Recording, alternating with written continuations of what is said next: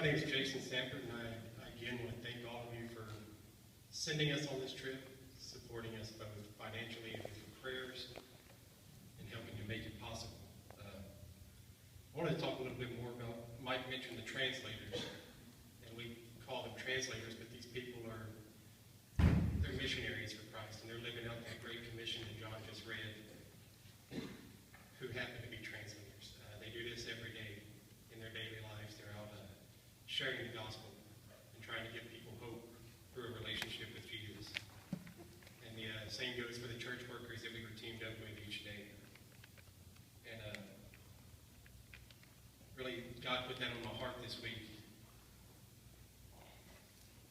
He said in Matthew chapter 2, the first disciples, he said, "Follow me and I will make you fishers of men." He didn't say I might.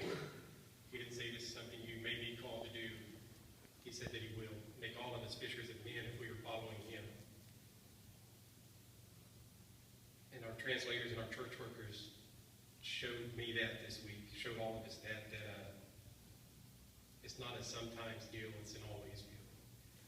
And something I read this week, I wanted to share with you. It says somewhere between Matthew chapter 4, what I just read, and Matthew chapter 28, the Great Commission John read, it says Jesus had called the disciples to become disciple makers. He had transformed these followers into fishermen. And by the time they got to that mountain in Matthew 28, they were eager to tell everyone about the life, death, and resurrection of Jesus. Having been forgiven of their sin and soon to be filled with God's Spirit, they would give their lives not simply being disciples of Jesus, but sacrificially to making disciples of Jesus.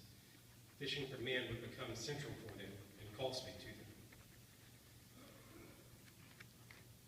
And what's really on my heart coming home is that, going to Cuba with this specific mission, it's somewhat easy to stay focused on doing that all week. But do we do that at home? Do we do that in our everyday lives?